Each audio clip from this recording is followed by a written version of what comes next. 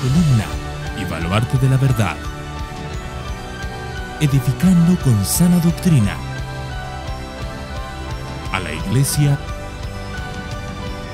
de Cristo.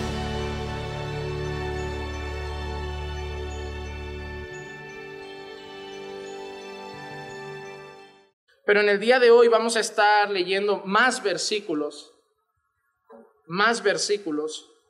para el tema que estaremos tratando, y es la superioridad de Jesús en relación a los ángeles. Cristo es mayor que los ángeles. Vamos a leer Hebreos capítulo 1 y versículo 6 al versículo 14.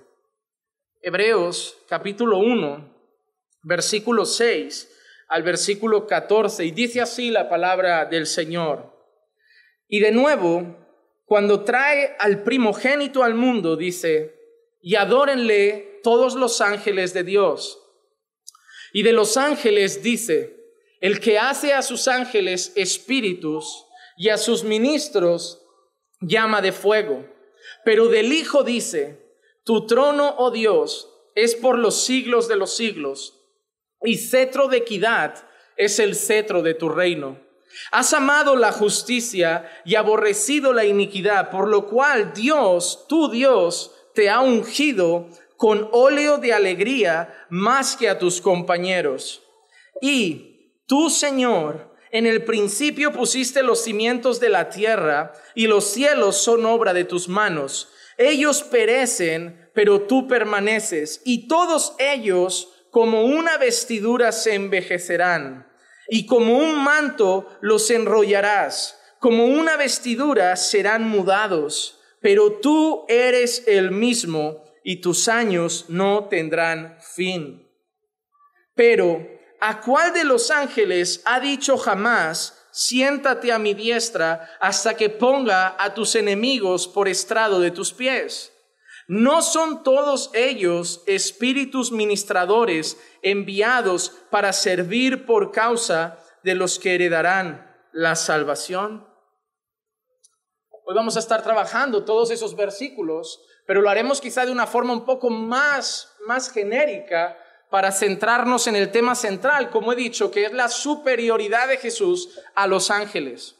Hermanos, si recuerdan, la semana anterior nos centramos en solo 2 versículos, porque queríamos parar atención a aquella expresión de, hijo mío, yo te he engendrado hoy, a esa expresión de ser engendrado relacionado con Jesús, y dedicamos toda la clase para explicar que lo que estaba centrándose en ese tema, que lo que se estaba destacando en esos versículos, que lo que se estaba exaltando o demostrando en esa expresión, tenía que ver en primer lugar con la naturaleza de Cristo como su encarnación, tenía que ver con Jesús como totalmente hombre, que también es siendo encarnado, y también lo vinculamos a esa certificación, por decirlo de alguna manera, que el Padre hizo de ser su Hijo de manera pública a través de la resurrección gloriosa de entre los muertos.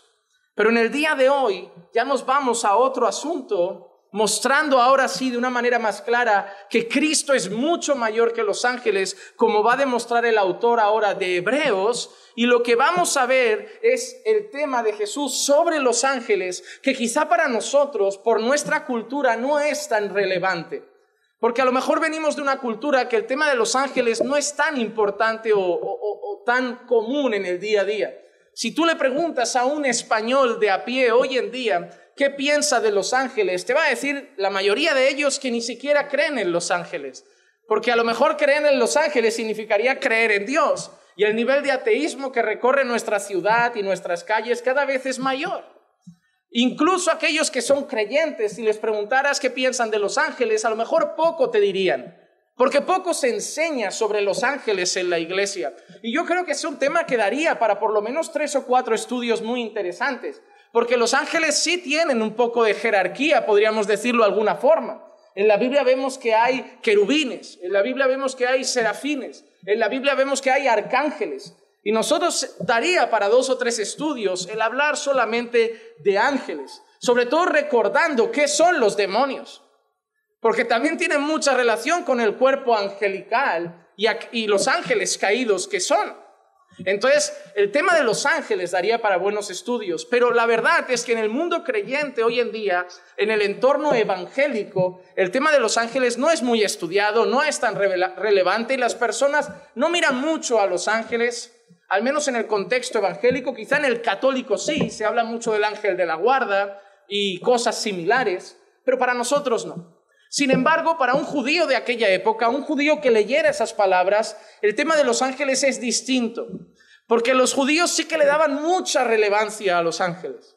Piensa que los judíos veían los ángeles, en resumidas cuentas, de esta manera: los seres espirituales más cercanos a Dios. Así podíamos definir para un judío qué es un ángel: el ser espiritual más cercano al creador del universo. Ningún hombre, ningún ser humano creado habría estado jamás tan cerca de Dios como los ángeles están. Por eso para los judíos había mucha importancia en relación a la figura de los ángeles, por lo que ellos consideraban que era su cercanía a Dios. Y es por eso que el autor de los Hebreos, pensando en la mente de judíos que se han convertido a Cristo, que son los que reciben estas palabras, empieza a poner a los ángeles ahí, delante de ellos, para que ellos vean que esas criaturas que en su mente son tan grandes, tan importantes y tan relevantes, Cristo es mayor. Esto es lo que vamos a ver en varios capítulos de Hebreos, porque luego más adelante el autor de los Hebreos va a poner a Moisés, una figura fundamental delante de la mente de un judío, y va a poner a Cristo como mayor. Luego va a poner la ley delante de ellos, algo sumamente importante para un judío, la ley de Dios, los mandamientos de Dios, y luego va a poner a Cristo como superior. Va a poner al sumo sacerdote, una figura muy representativa en el pueblo judío, muy importante en el pueblo judío, el que para ellos entonces en el pasado podía ser en su mente la figura de mediación entre Dios y el pueblo, y va a poner a Cristo como superior. Y eso es lo que vamos a ir viendo en la carta a los Hebreos, en el libro de Hebreos. Pero hoy empieza con los ángeles. Empieza con los ángeles. Pero antes de entrar en ese asunto de por qué Cristo es mayor que los ángeles, de qué cosas se exaltan de Cristo en este pasaje, aparece una palabra que yo quiero detenerme ahí rápido, que es la palabra primogénito. En el versículo 6 dice: y de nuevo, cuando trae al primogénito al mundo, dice: y adórenle todos los ángeles de Dios. Así como muchas personas tomaban el texto este de ser engendrado hoy para intentar torcer la deidad de Jesús, negar la deidad de Jesús, esta expresión primogénito, hay muchas personas que no lo han entendido. Porque cuando nosotros decimos primogénito, es muy posible que lo primero que nos venga a la cabeza, y para muchos lo único, significa el primer hijo. Cuando pensamos en primogénito, normalmente lo primero que nos va a venir a la cabeza es el primero de algo. Y normalmente lo relacionamos con los hijos. Este es mi primogénito, el primer hijo. Pero cuando nosotros vamos a la Escritura, la palabra primogénito no representa siempre el primer hijo. En la Escritura, la palabra y el término primogénito no se usa siempre para referirse al primero que ha nacido. Yo quiero darles dos ejemplos. El primero, Salmos 89, 27. Salmos 89, 27. Dice así: yo también lo haré mi primogénito, el más excelso de los reyes de la tierra, el más excelso de los reyes de la tierra. En este texto, en este versículo, la palabra primogénito significa el de la más alta posición, el que está por encima de los demás, no el primero en orden de nacimiento. Mira que ha dicho: lo haré mi primogénito, el más excelso de los reyes de la tierra. Lo haré mi primogénito, el más excelso de los reyes de la tierra. En este texto, primogénito significa el más excelso, el más grande, el más superior, el que está por encima de todos. Y otro texto que quiero leer es Éxodo capítulo 4 y versículo 22. Dice así: Entonces dirás a Faraón, así dice el Señor, Israel es mi hijo, mi primogénito. Otro significado que se le atribuye a la palabra primogénito es escogido, elegido. Aquí, cuando leemos primogénito, Israel es mi hijo, es mi primogénito. Lo que Dios está refiriéndose con esa palabra, mi primogénito, es a mi escogido. Israel es mi pueblo elegido, mi pueblo escogido. Entonces, en esos dos ejemplos, vemos que primogénito puede significar escogido, elegido, o puede significar también el más excelso, el más grande, el de la posición más elevada. Por eso cuando nosotros vemos el versículo 6 y dice el primogénito al mundo, el primogénito aquí significa el de posición más elevada, el más excelso.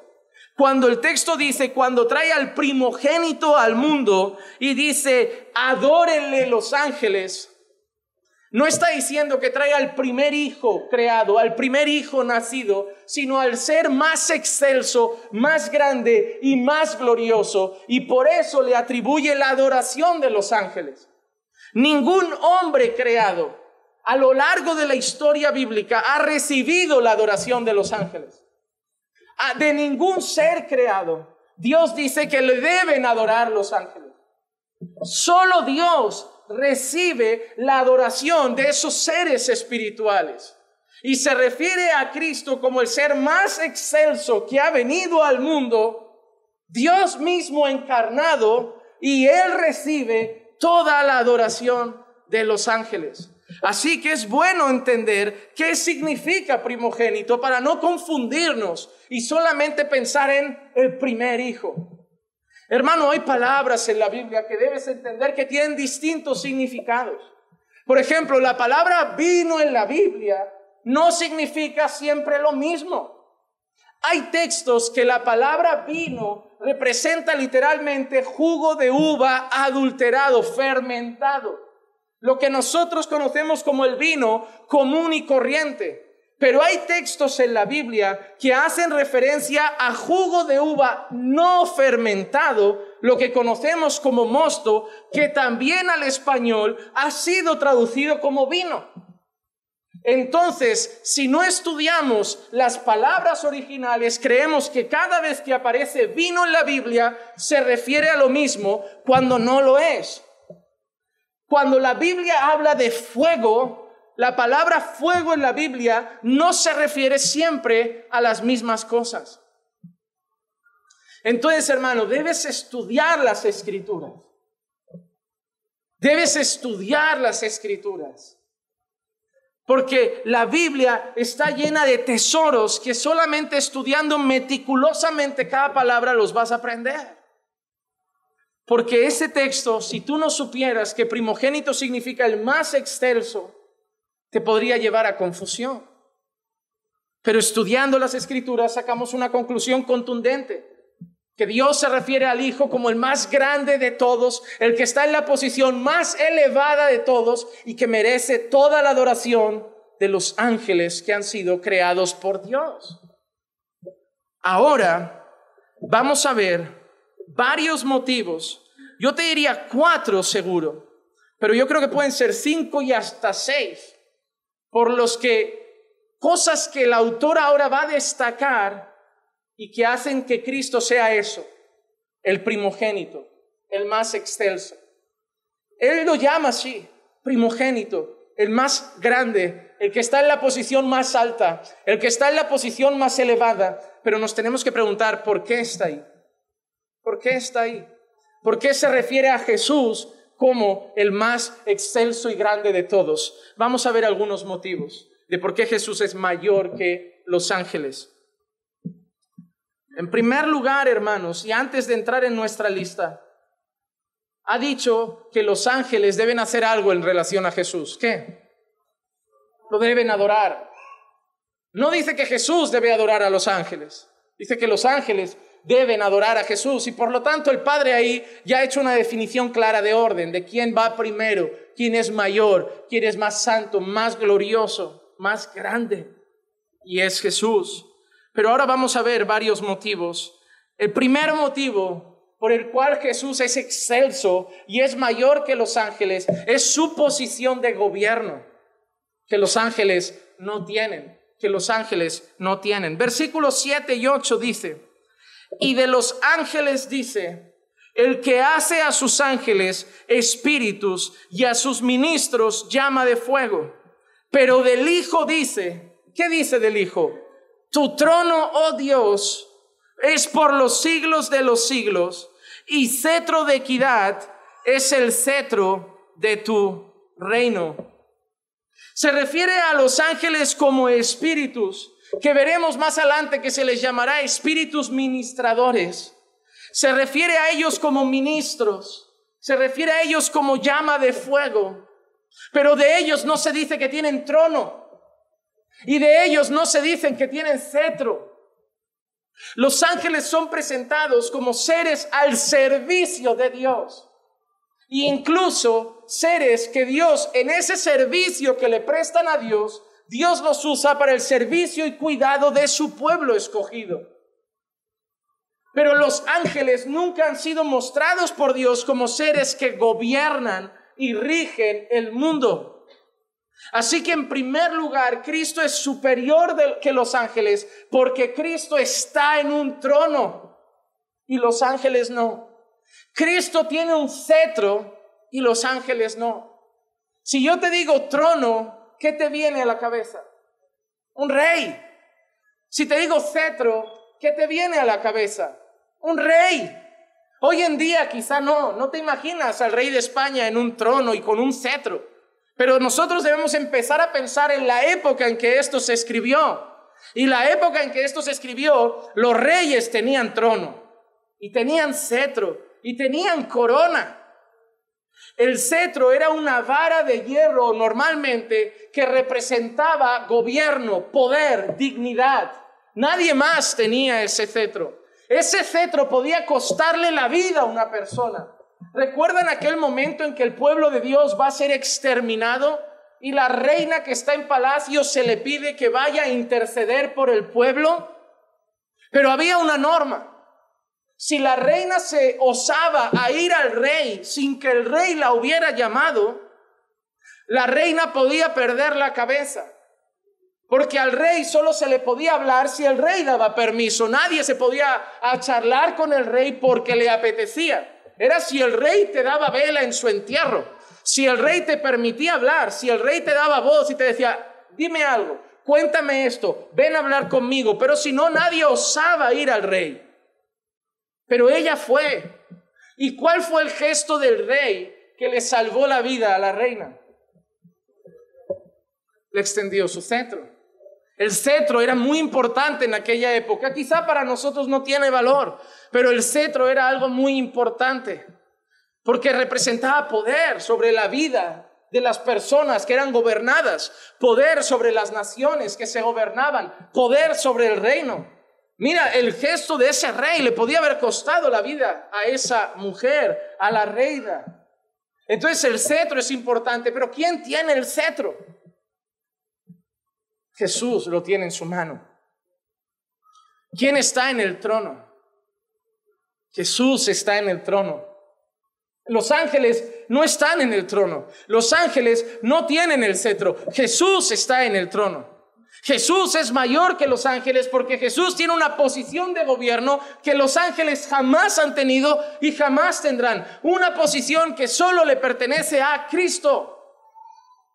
Hermano, incluso... Mira qué interesante, y yo creo que esta es, y lo voy a decir, esto lo he inventado yo, ¿vale? No es así lo dice la Biblia, me lo acabo de inventar. Lo llamo la burla profética, la burla profética. Y yo quiero que leamos Mateo 27, 29.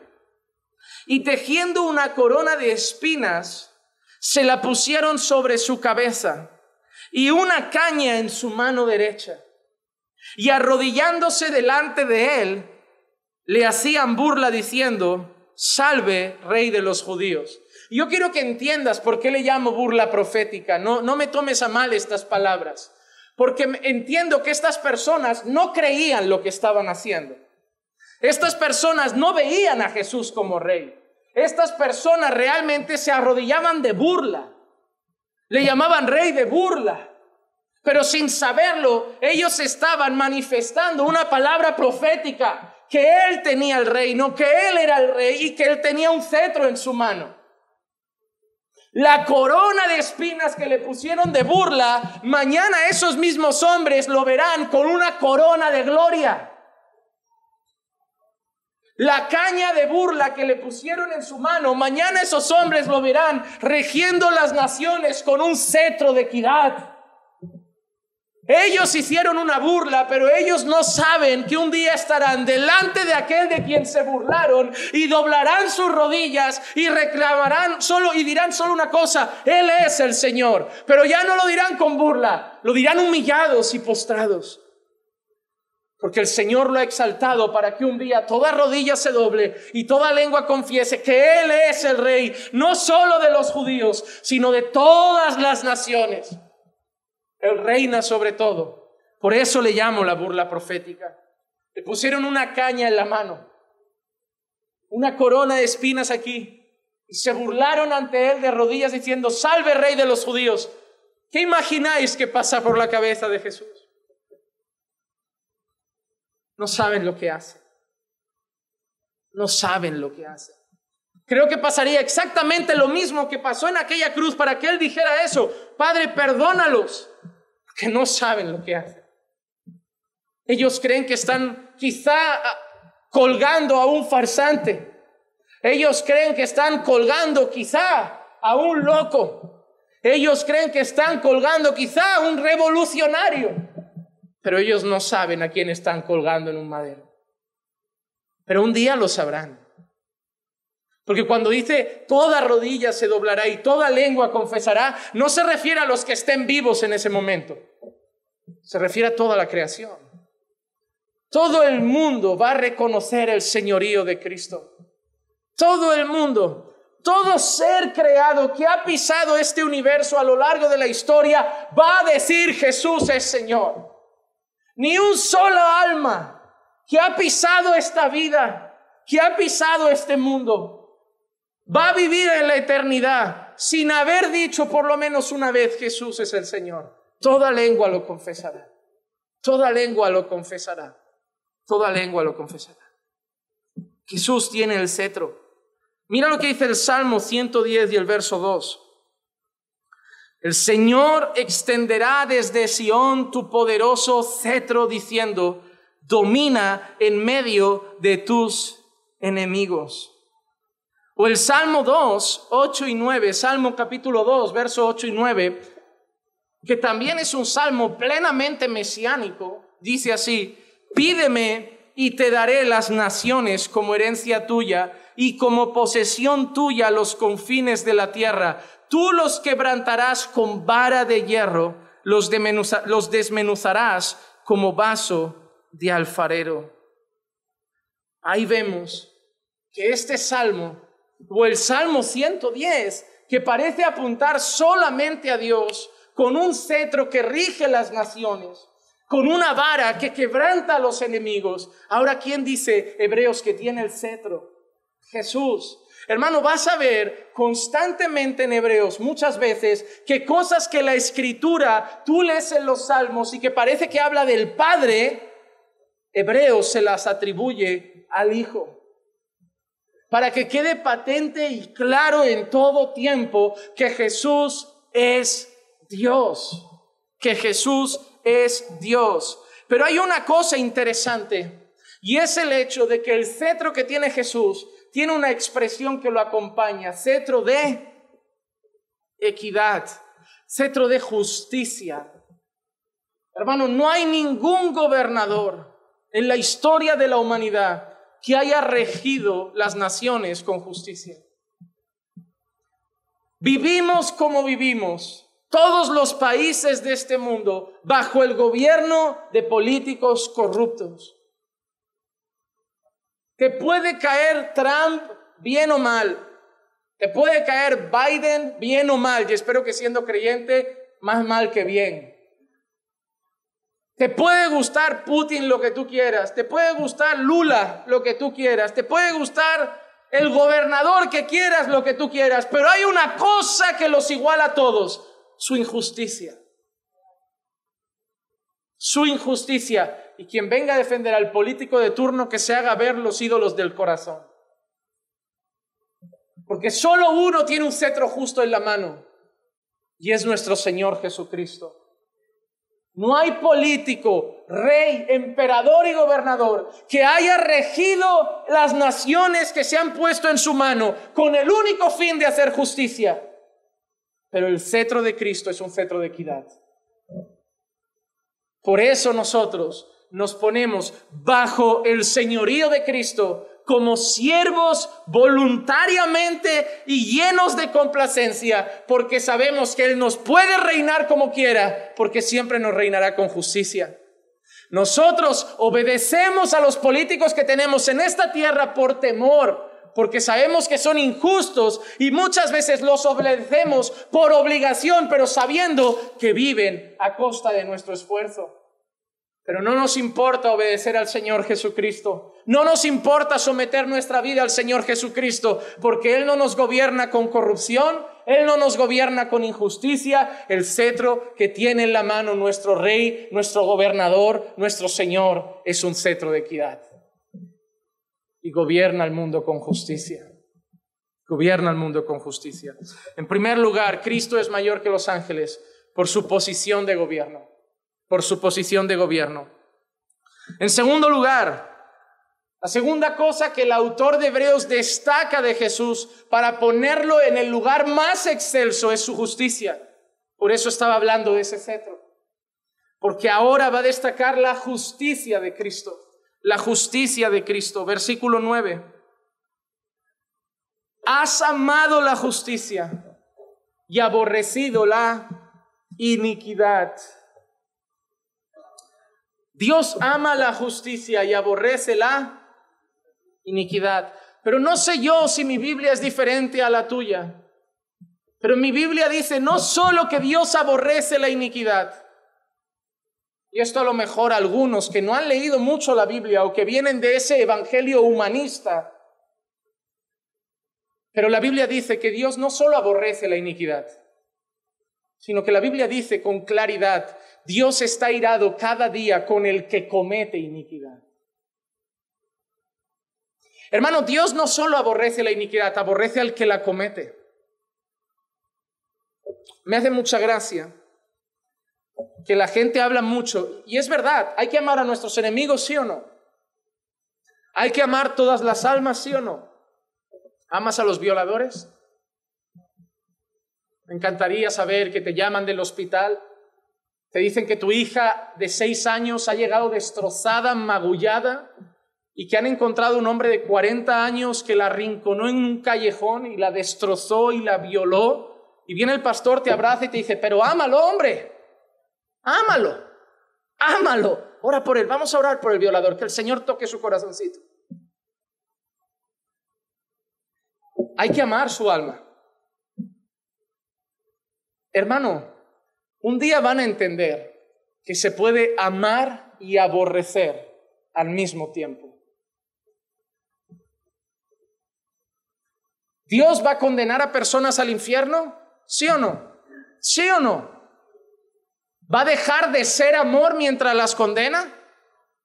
Dios puede amar y condenar al mismo tiempo, porque Dios ama y es justo al mismo tiempo. Nuestra mente humana es así. Si me riñes, no me amas. Porque nuestra mente humana es así. Parece que si tenemos una, dejamos automáticamente la otra. Dios no es así. Dios no es así. Dios está con una mano guardando a su pueblo y con la otra matando a los primogénitos de Egipto. Y Dios sigue siendo amor, ¿eh? Dios está fulminando con un diluvio a hombres villanos y pecadores, pero a los niños que estaban ahí también, ¿eh? ¿O creen que cuando vino el diluvio solo habían adultos, violadores y asesinos? Habían ancianos, habían niños pequeñitos, Habían bebés recién nacidos. Cuando vino el diluvio había de todo. Y Dios estaba condenando al mundo y siendo amor al mismo tiempo. En nuestra mente eso no queda. Pero hubo un tiempo que Dios tenía las cosas controladas a base de pedradas. Cuando el adúltero moría apedreado, el otro que se iba a ir con la amante decía: y si me pillan, esto no va a quedar solo en una bronca, esto me cuesta la... Y la gente, ¿crees que no se lo pensa? ¿Qué crees que hacía la ley de Dios sino poner freno a la maldad del hombre? ¿Qué ha pasado cuando los seres humanos hemos dicho: hay que ser más benevolentes, y nos hemos creído más buenos que Dios? Que el mundo ha dicho: hombre manada, si violamos a una chica y no nos cogen, libertad, y violamos a otra. Y si nos cogen, oye, 5 añitos de cárcel. Buen comportamiento, salimos en 2,5. Y en esos 2,5 podemos acabar la ESO, el bachillerato, 3, 4 comidas al día. Si eres celíaco, comida especial. Musulmán, no te ponen cerdo. Tienes tu tele, tu gimnasio, tu hora de patio. Hombre, violar a una chica sale hasta cuenta. Gracias a Dios que yo no soy juez, porque me estoy calentando solo de pensar lo que haría con la manada. Pero si yo fuera juez, por lo menos tendría, y cristiano, yo debería velar porque se cumpliera la ley. Y si les tiene que caer porque la ley lo estipula, 50 años, 50 años. Y eso no haría que dejara de ser cristiano. Eso no haría que dejara de ser misericordioso, y nadie podría decir: qué falta de amor. No, los amo su alma, espero que se arrepientan, espero que conozcan al Señor, pero eso es justicia. Se puede amar y hacer justicia al mismo tiempo. Cuando tú castigas a tu hijo porque ha hecho algo mal 1 mes sin salir, lo haces porque lo amas y estás actuando con justicia. Porque ha fallado y hay que castigarlo. Las cosas no las separéis, porque eso es lo que el mundo nos enseña. Por eso no aceptamos cuando alguien nos corrige. Cuando un pastor predica contra el pecado, ¿qué se suele decir? Le falta amor. ¿O no se dice eso? En esta iglesia falta amor. ¿Por qué? El pastor es duro, porque en vuestra cabeza, que no sabe todavía que una cosa no deja de ir con la otra, cree que si es duro, le falta amor. Parecéis el niño pequeño que si papá lo castiga, no lo ama. Un día creceremos y entenderemos que así como Dios a sus hijos, como los ama, los riñe y los disciplina, un pastor que ama a la iglesia también va a velar por predicar contra el pecado y para que la iglesia se santifique cada día más. Hermanos, Dios ama la justicia y por lo tanto aborrece la iniquidad, porque una cosa va con la otra. Amo la vida. Y ahora que tengo a mi sobrina, que me puedo deleitar en disfrutar de momentos tiernos con ella, solo pensar que a mi hermana en los primeros días alguien le diga: oye, eres joven, estás a tiempo de quitarla. No, amo la vida y por lo tanto aborrezco el aborto. Una cosa me lleva a la otra.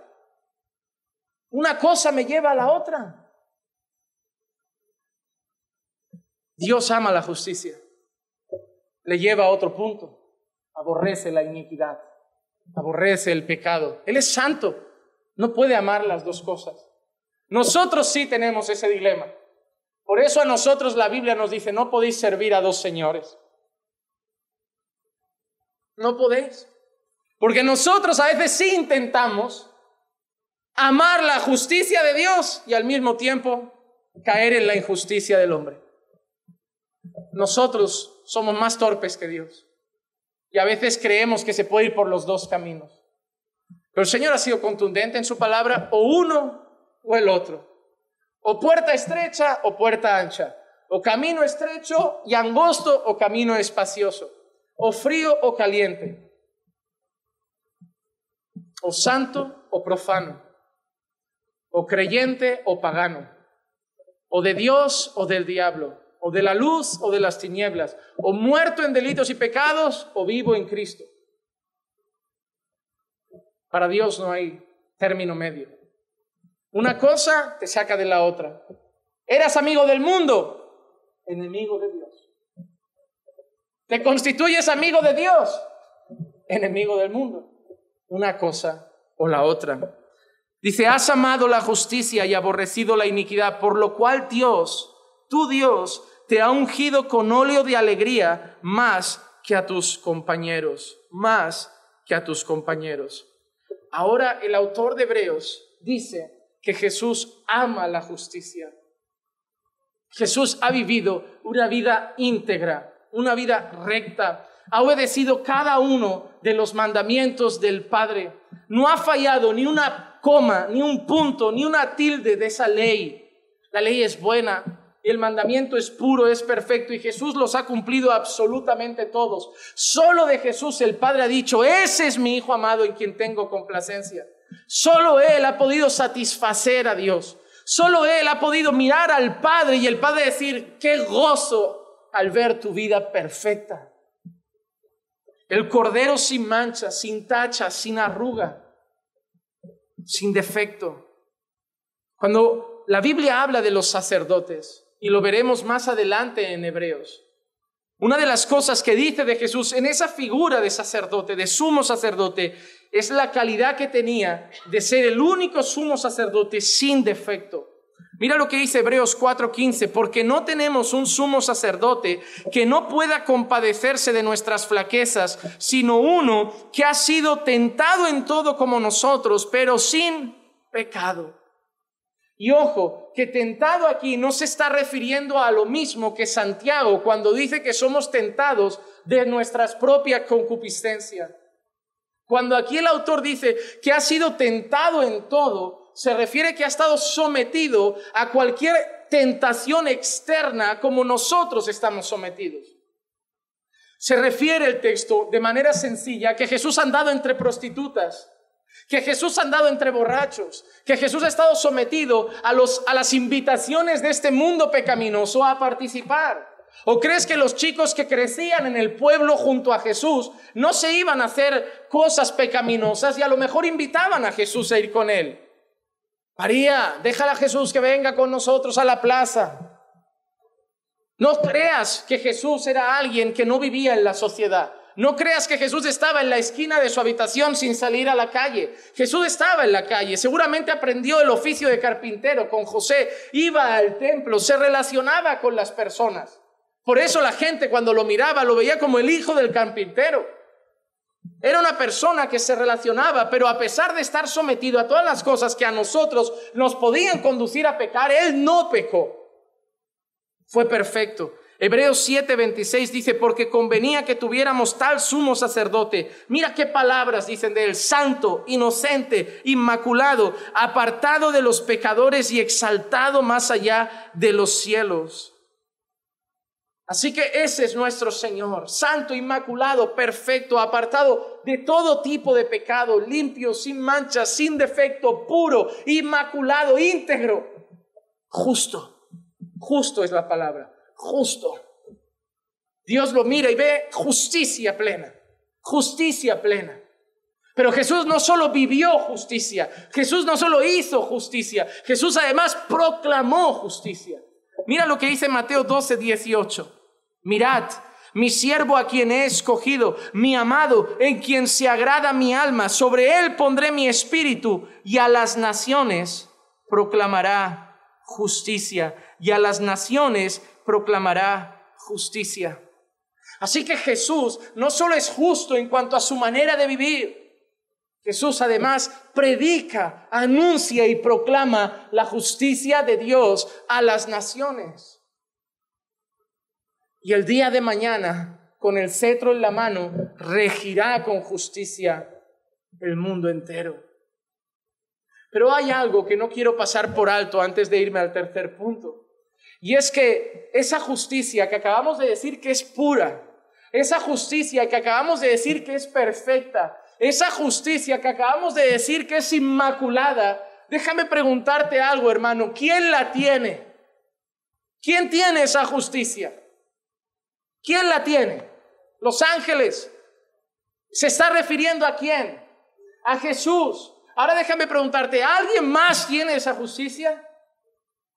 ¿Moisés tenía esa justicia? ¿Abraham tenía esa justicia? ¿Isaac tenía esa justicia? ¿Tú tienes esa justicia? Sí la tienes, hermano. Sí la tienes. Y yo sé que nos miramos ante el espejo y vemos esa descripción y dices, no, pastor, ni santo, ni inmaculado, ni justo, ni puro. Pero el problema es que cuando tú te miras al espejo, te ves a ti. Pero cuando ahora Dios te mira, no te ve a ti. Ve a Cristo.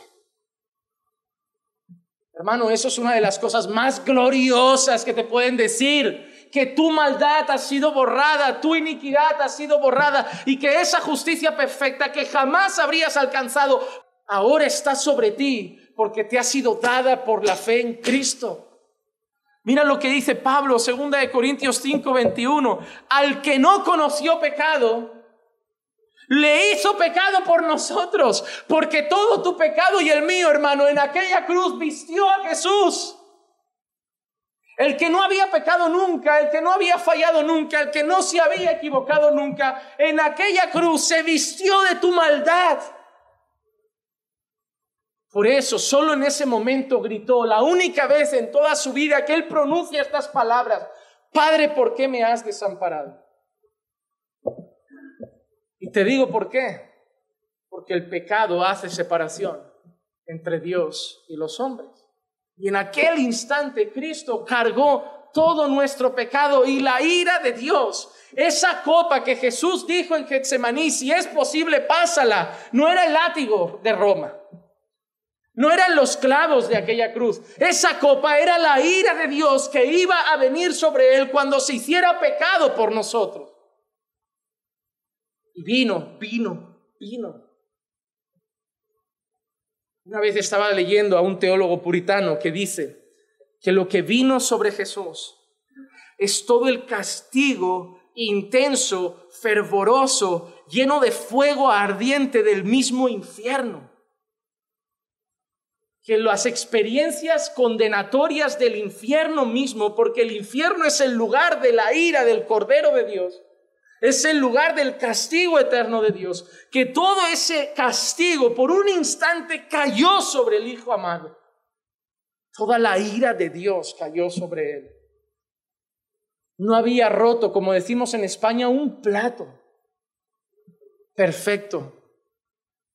Y bebió la copa más amarga que se puede haber bebido, la copa de la ira de Dios. Para que cuando tú y yo estemos ante el Dios Padre, cuando estemos ante el trono y tengamos que haber bebido esa copa amarga, en vez de darnos esa copa amarga, nos den gloria eterna. Porque Él se hizo pecado por nosotros, para que nosotros fuéramos hechos justicia de Dios en Él. Justicia de Dios en Él. Toda esa justicia perfecta que exalta a Hebreos está en ti y en mí. No la vivimos, está sobre nosotros. Porque así como Dios en el Edén viste a Adán y Eva para tapar su vergüenza, ahora en Cristo también nos ha vestido con el Cordero de Dios para tapar nuestra vergüenza.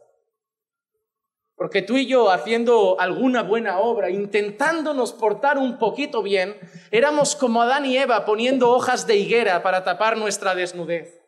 Intentábamos que se nos viera bien, pero estábamos sucios. Y el Señor mira, ¿dónde van estos? Creyendo que porque de vez en cuando hacen algo bueno ya son buena gente. Te encontrarás gente en la calle que te va a decir, ¿a mí por qué Dios me va a mandar al infierno? Yo no he matado. Digo, mírala, paliza sí, pero matar no. Entonces, con una paliza te vas al cielo. Lo importante es dejarlo inconsciente, pero no llegar al coma. Porque así no lo matas y puedes decir, oye, yo palizas he pegado, pero matar no. Has robado, a ver, no ha atracado un banco. A ver, ¿a quién no le ha quitado un eurillo a los padres? ¿Quién no se ha quedado con el cambio del pan? Pero eso es robar. Pero ¿no ves cómo es el hombre? ¿Has hecho algo agresivo? A ver, yo no he matado. ¿Te has peleado alguna vez? A ver, ¿quién no se ha peleado? Mira cómo es el hombre de bueno. ¿Has robado alguna vez? A ver, yo nunca he atracado un banco ni he robado una cartera. ¿Has robado a tus padres algún eurillo? ¿Y quién no ha hecho eso?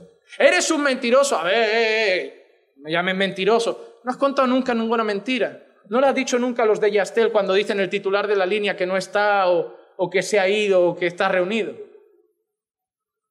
Os reiréis, panda de mentirosos.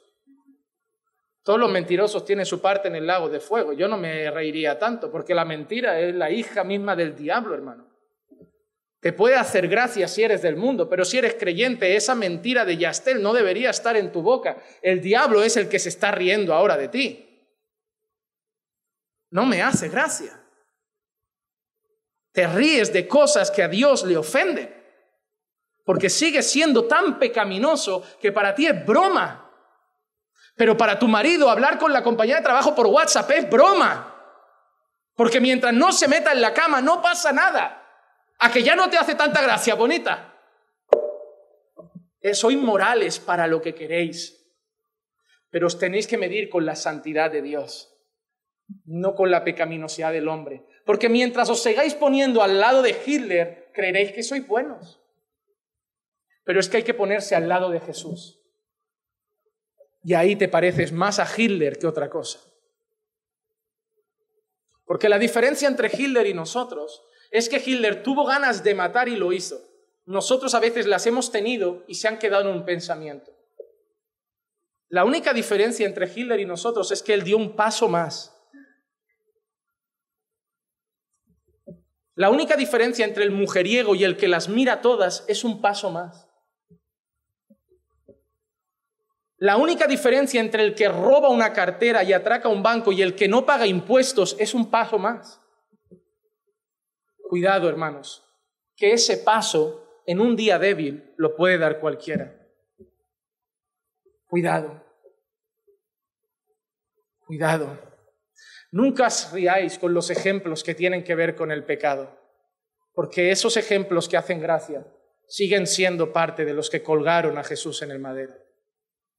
Jesús no murió solo por las mentiras grandes, Él también murió por las piadosas.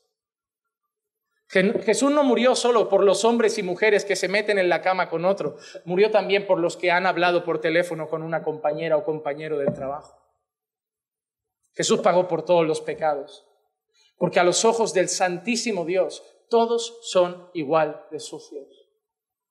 Hay que tener mucho cuidado con eso, hermanos. No se lo tomen a mal, pero cuando se haga algún tipo de comentario con esas, no se rían cuando tenga que ver con pecado. Miren a Jesús en la cruz y se les va a acabar la gracia, porque Él murió también por eso. Él también murió por eso. Pero ahora, ¿ves lo malos que somos? Que todavía hay pecados que nos hacen gracia.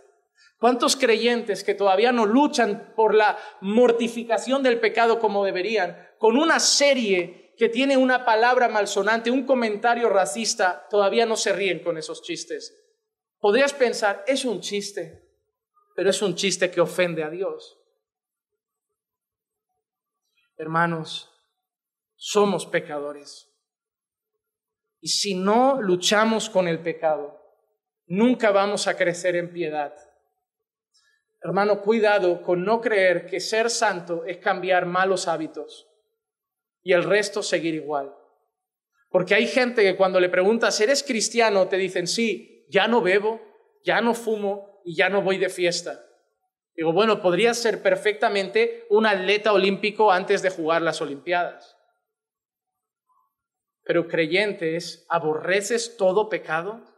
¿Aborreces la iniquidad como la aborrece Dios? ¿Aborreces la injusticia como la aborrece Dios? Porque eso es lo que nos hace creyentes. No solo luchar contra el pecado, sino aborrecerlo hasta el punto que cuando sale un chiste de los que antes nos hacían gracia, de esas series como La que se avecina y esas cosas que podíamos reírnos antes, ahora lo vemos y pensamos, ¿cómo me hacía gracia eso? Yo recuerdo como buen español que me reía mucho con las películas de Torrente. Mal hablado, sucio, prostitución, racismo, todo eso en una misma película, en todas, en la 1, en la 2, en la 3, se burlaba de discapacidad. Todo estaba en la película y me hacía risa. Recuerdo conocer realmente a Cristo y empezar a luchar con el pecado y pasar por mí esas escenas típicas de YouTube de 3 minutos, escena de la peli, y pensar cómo yo me podía reír con ese contenido. He pasado de ser un hombre que se deleitaba en la pornografía a ser una persona que se cuida solamente si sale alguien en bikini en una película rápido. Y nos cuidamos el uno al otro. De que si por lo que sea aparece una escena así, ya uno mira al otro como si fuéramos niños chicos. Fuera, tapa los ojos. Porque solo una escena, como digo yo, puede trabajar aquí y despertar a la vieja bestia que está muerta aquí dentro. Pero que si uno no ora, no se cuida, esa bestia, como digo, está dormida. Y es mejor seguir poniéndole piedras encima para que no levante el coco. Y cada uno tiene su lucha. Hermano, yo voy a luchar con inmoralidad, con el alcohol toda mi vida. Quizá no en la misma intensidad. Quizá antes fue una lucha feroz para que el Señor arrancara todos esos deseos. Pero ahora es una lucha, ¿cómo lo llamaríamos? Preventiva. Como pasarse el gel. Es como, no digo que me vaya a pasar, pero voy a poner ciertos murillos para no jugármela. Y yo creo que hay creyentes que porque llevan una semana sin un deseo grande, creen que eso ya murió y se empiezan a relajar y a los 3 meses viene patapam. Hermano, recuerda, la lucha con el pecado va a durarte toda la vida. Toda la vida. Toda la vida. Pastor, pero hoy no he tenido ningún deseo inmoral. Yo tampoco. Pero no está de más ir a orar por la mañana y decir, Señor, sigue guardando mi corazón de toda inmoralidad. Sigue manteniéndome santo para tu gloria. No está de más. No está de más. Cada uno sabe sus luchas. Cada uno sabe sus batallas. Esos son ejemplos. Pero hermano, no creas que porque hoy no lo sentiste, ya se fue. Ya se fue. Hay que estar velando. Debemos luchar por mortificar el pecado. Os recomiendo a todos ese libro. La mortificación del pecado. La mortificación del pecado. Un libro excelente, excelente. Vamos al tercer punto por el cual Cristo es mayor que los ángeles. Tercera cosa que destaca el autor de Hebreos, y es la inmutabilidad de Cristo. La inmutabilidad de Cristo. Cristo es mayor porque es inmutable. Versículos 10 al 12, mira que leemos. Y tú, Señor, en el principio pusiste los cimientos de la tierra. Esto ya nos habla de Jesús como creador, ¿verdad? En el principio pusiste los cimientos, la base de todo, de la tierra. Y los cielos son obra de tus. Los ángeles son creadores. Los ángeles hicieron la tierra. Los ángeles hicieron los cielos. Los ángeles son seres creados, no son seres eternos. Pero Cristo es eterno y creador. Ellos perecerán, pero tú permaneces, y todos ellos como una vestidura se envejecerán, y como un manto los enrollarás, como una vestidura serán mudados, pero tú eres el mismo, y tus años no tendrán fin. Pero tú eres el mismo, y tus años no tendrán fin. Ellos perecerán, pero tú permaneces. Ellos envejecerán, pero tú permaneces. Él es el creador, Él es eterno y Él es inmutable. Él es el creador, Él es eterno y Él es inmutable. Hermanos, y del único que se habla como un ser inmutable en la Biblia es Dios. Salmo 102, 25 al 27, y les sonarán estas palabras por lo que acabamos de leer. Desde la antigüedad tú fundaste la tierra y los cielos son las obras de tus manos. Mira que dice, ellos perecerán, pero tú permaneces, y todos ellos como una vestidura se desgastarán. Como vestido los mudarás y serán cambiados, pero tú eres el mismo y tus años no tendrán fin. Dios es inmutable. Tú eres el mismo y tus años no tendrán fin. Eres el mismo ayer, hoy y para siempre. Mira lo que dice Malaquías 3:6. Porque yo, el Señor, no cambio. Por eso vosotros, oh hijos de Jacob, no habéis sido consumidos. ¿Por qué el pueblo de Dios no fue consumido? Porque Dios no cambia. Porque Dios había determinado desde la eternidad salvar a su pueblo. Escoger a ese pueblo, salvar a su pueblo, llamar a su pueblo, incluso redimir, sostener y santificar a su pueblo. ¿El pueblo hizo bien su papel? No. ¿El pueblo se equivocó? Sí. ¿El pueblo falló a Dios? Sí. Si Dios fuera hombre, podía haber dicho, oye, me lo he pensado 2 veces, adiós pueblo. Pero Dios no es así. Dios ha seguido mostrando misericordia. Dios ha seguido obrando con el pueblo porque Dios dijo que Él los salvaría y los va a salvar porque Él no cambia. La ramera que vemos en Oseas, que Dios redime, esa ramera se va a ir otra vez con los amantes. Cualquier otra persona diría, oye, encima que le quiero hacer bien, me cambia otra vez por los amantes. Déjala que se vaya. Déjala que se vaya. Y seguro que si alguno fuera consejero bíblico, como de los que a veces encontramos por la iglesia, le dirían a Oseas, déjala. Porque algunos hoy aconsejan así en la iglesia. Oye, mi mujer, cámbiala, déjala. Tenemos una tira de consejeros aquí que rompen más matrimonios de los que restauran. Hoy tenemos en la iglesia consejería bíblica y consejería pro divorcio. Y normalmente esa consejería viene de mujeres y hombres que tienen la vida matrimonial hecha un asco. Y parece decir, como yo estoy fatal, voy a animar a que todos rompan también el suyo. Pero el ejemplo es Dios. Y Dios no dice, déjala. Esa mujer se va a ir a por unos amantes y ¿sabes qué hace Dios? Y lo veremos el próximo sermón. Pone espinos alrededor. Pone un muro. El corazón de la mujer quiere a los amantes y Dios pone un muro y dice, no te dejaré llegar a ellos hasta que te des cuenta que yo soy lo que tú quieres y yo soy lo que tú necesitas. Porque Dios no desiste de su pueblo. Dios no desiste de su amada.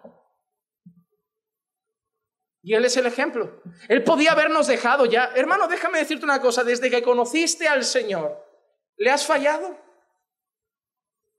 Oh, si el Señor ya te hubiera dejado cada vez que lo has fallado. ¿Cuántos seguiríamos en esta sala? ¿Por qué estás aquí? Porque el Señor ha puesto muros alrededor tuyo. Y el Señor sigue trabajando en ti. Incluso en tus caídas, que cualquier otro podría susurrarle a Dios al oído, si se le pudiera susurrar y le diría, no vale la pena. ¿Qué no te das cuenta? ¿Qué no te das cuenta? Que si todos son malos los que has salvado, este es el peor. Y eres Dios, tú tienes todo el derecho de cambiarlo, pero Dios no cambia. Y si ha decidido salvar a alguien, lo va a salvar. Y Él se va a encargar de hacer lo que sea necesario para transformarlo para su gloria. Y Él puede, porque Él es Dios. Él no tiene que picar al corazoncito. Él le pega una patada y rompe la puerta. Hermano, si el Señor tuviera que picar al corazoncito de Juan Manuel, Juanma, ábreme tu corazón, por favor, que te necesito, que sin ti no puedo vivir, que sin ti no soy feliz. Juanma, por favor, ven a mí. Estoy aquí llamando a la puerta de tu corazón, ábreme. Yo no la había abierto nunca. Yo estoy en el mundo, deleitándome en el pecado y empieza a abrir a la puerta a alguien que me dice, quiero que dejes la bebida, quiero que dejes la borrachera. A ver, chico, hazme una propuesta de trabajo mejor. O sea, si me dices que me cambias la borrachera a poder beber ilimitadamente sin borracharme, lo compro. Si me prometes todo el dinero del mundo para no tener que dar un palo al agua y poder vivir sombro de farra, lo compro. Pero me estás diciendo que lo que me ofreces es una vida santa. Ya puedes picar a la puerta del corazón el año que viene, el próximo y el otro. Pero es que el Señor no picó a la puerta, hermano. Porque no le habría abierto ninguno. El Señor rompió la puerta. El Señor, a mí me gusta usar este ejemplo y que nadie me lo tome a mal, no quiero desmerecer a Dios y alguno lo entenderá. El Señor no son los Mossos de Escuadra que pican a la puerta y digan, perdoni, ¿está el Señor de la casa dins? El Señor son los SWAT. El Señor hace así. ¡Pah! Y tú estás ahí, ¿qué ha pasado? ¿Qué ha pasado? Levántate, quítate esta ropa y vístete decente. Espabilate, que te quiero para mí. Vale, Señor, voy. Eso es lo que hace el Señor. Porque si nosotros tenemos que ir, no, hermano, no va nadie. El Señor tuvo que romper nuestro duro corazón de piedra y darnos un corazón de carne. ¿Cómo vais a evangelizar?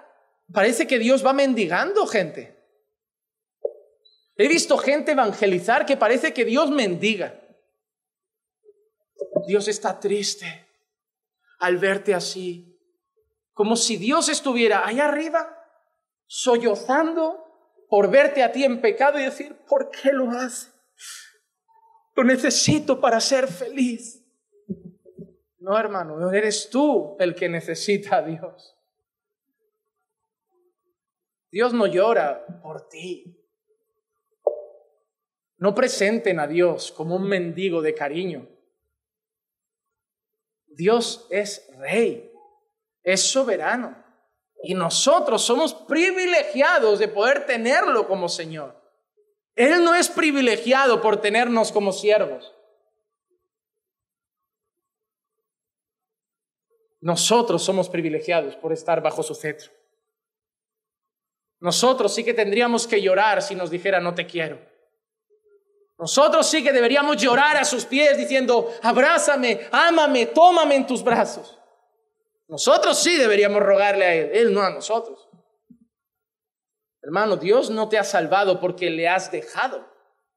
Dios te ha salvado porque es Dios. Dios no te pidió permiso para salvarte. Dios quiso salvarte. Porque si Dios te hubiera pedido permiso, tú siempre hubieras requerido más pecado. Porque aún hoy que te has salvado, todavía tienes luchas con tu carne que quiere pecar. Y lo único que nos frena es la mano poderosa de Dios, que sigue poniendo un muro de espinos para que no vayamos a deleitarnos con los amantes. Y mientras va transformando nuestro corazón, para que entendamos que no se está en lugar mejor que en la casa de nuestro amado. Pero eso lo hace Él, no lo hacemos nosotros. Dios no nos ha consumido porque aunque nosotros cambiemos, Él no cambia. Y Jesús tampoco, porque Jesús es Dios. Hebreos 13:8, Jesucristo es el mismo ayer, hoy y por los siglos. Así que en primer lugar, Cristo es mayor por su posición de gobierno. Está en el trono y tiene el cetro. En segundo lugar, Cristo es mayor por su perfecta justicia.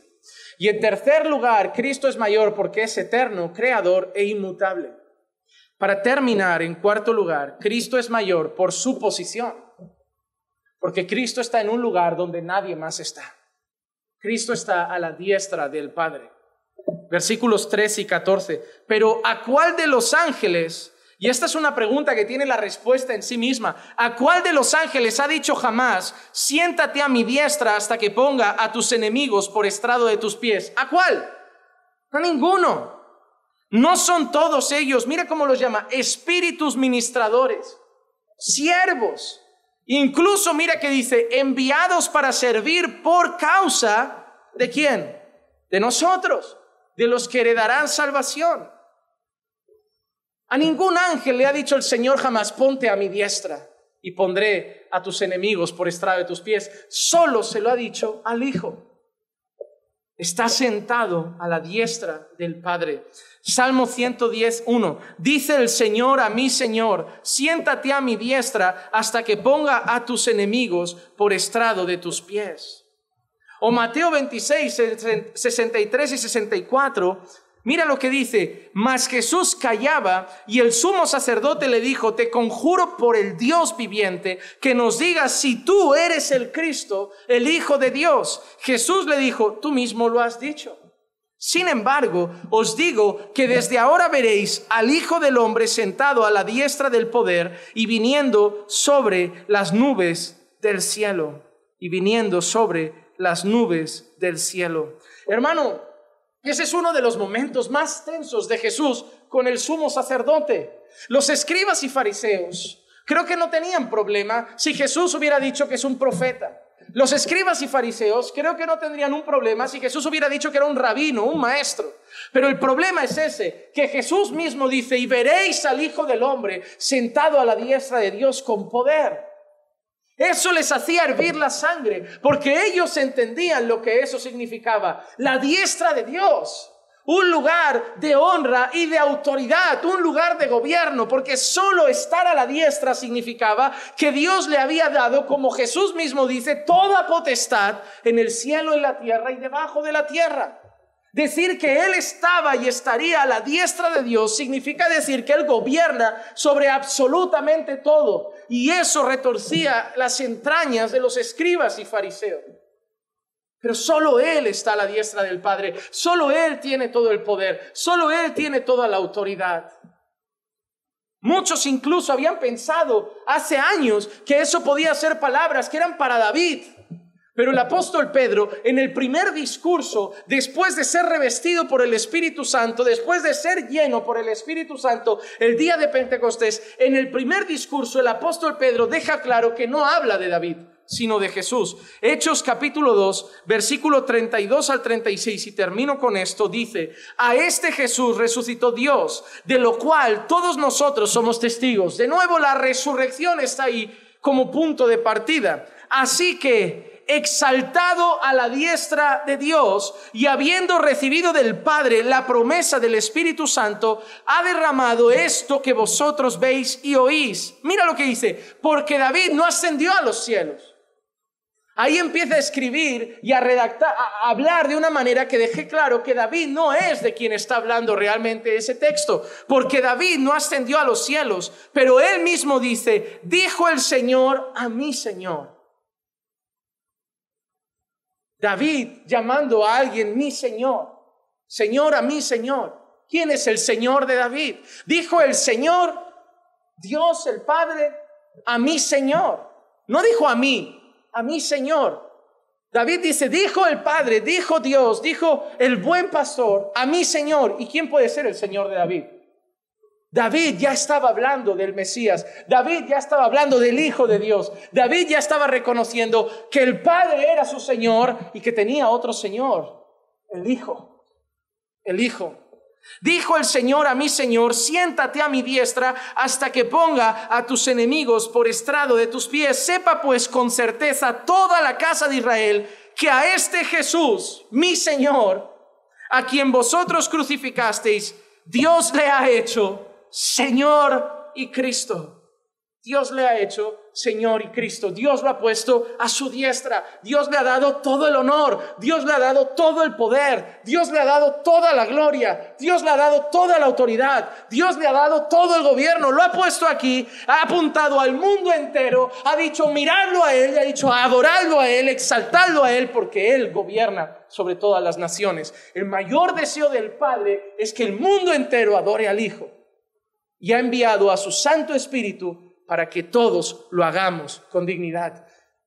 El Padre quiere que el mundo adore al Hijo. El Espíritu Santo quiere que el mundo adore al Hijo, para que llegue ese día en que todos reconozcan que Jesús es el Señor. Y tanto el Padre como el Espíritu Santo hacen eso. Mirad al Hijo. Mirad al Hijo. Si el mensaje de hoy ha exaltado al Hijo, Dios ha obrado a través de su Espíritu. Porque el fin del Espíritu Santo es que el Hijo sea exaltado en las canciones, que el Hijo sea exaltado en las oraciones, que el Hijo sea exaltado en las predicaciones, y que cada día más rodillas se vayan doblando y reconociendo a Jesús. ¿Te has dado cuenta que hay alguna denominación por ahí que el protagonista de todo es el Espíritu Santo? Cantamos al Espíritu Santo, oramos al Espíritu Santo, todo es el Espíritu Santo, y el Hijo ahí en una esquina olvidado. Igual al final dicen: ¿alguien quiere al Hijo como Señor y Salvador? Pero todo han perdido el foco, porque todo el protagonismo de la historia no es para el Espíritu, Todo el protagonismo de la historia es para el Hijo. Porque cuando el Espíritu Santo descendió el día de Pentecostés, lo primero que hizo Pedro es hablar del Hijo. Lo primero que hizo Pedro es hablar del Hijo. Llega el Espíritu Santo y Pedro no dice, ahora vamos a hablar del Espíritu. ¿Quién quiere el Espíritu? Muévete, Espíritu, muévete, Espíritu. Llegó el Espíritu y Pedro dijo, hablemos del Hijo. Lo habéis crucificado y el Padre lo ha hecho Señor y Cristo. El Espíritu Santo se mueve para exaltar al Hijo. El Espíritu Santo alcanza vidas para exaltar al Hijo. El Espíritu Santo da dones para edificar a la iglesia y la iglesia se edifica exaltando al Hijo. Todo lo que hace el Espíritu Santo y lo hace y se mueve con poder. Y es verdad. Y cuando digo que se mueve con poder, no digo que la gente se cae en el suelo y las sillas ruedan y cosas raras. Digo que transforma corazones, da poder a su iglesia, da dones a su iglesia, pero todo con un fin. Que toda honra, toda gloria y todo el honor se le den al Hijo de Dios, porque de Él, por Él y para Él son todas las cosas. Y un día la iglesia volverá a entender esto. Y saldremos de cada culto, de cada canción y de cada oración diciendo, gloria sea a Dios por su Hijo Jesucristo. Vamos a orar. Padre, te damos gracias por tu amor y tu misericordia. Te damos gracias por haber entregado a tu Hijo amado a morir por nuestros pecados. Gracias, Señor, porque tú le has dado el gobierno. Él tiene el trono, Él tiene el cetro.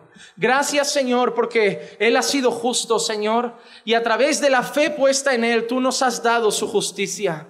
Gracias, Señor, porque Él es inmutable. Él es el mismo ayer, hoy y para siempre. En Él no hay cambio ni sombra de variación. Y gracias, Padre, porque está sentado a tu diestra y ahí está como abogado fiel, intercediendo por su pueblo, aquel pueblo que ha comprado de toda lengua, tribu y nación, y lo ha comprado no con oro ni con plata, sino con su sangre preciosa. No lo han sido los ángeles, ha sido Cristo, que es mayor que los ángeles, y por Él te damos gracias. Señor, edifica tu pueblo siempre con tu palabra, y ahora te pido que nos lleves con bien a nuestro hogar, que nos acompañes junto a nuestras familias y nos des una noche de descanso y reposo. Te lo pido en el nombre de Jesús. Amén, amén y amén.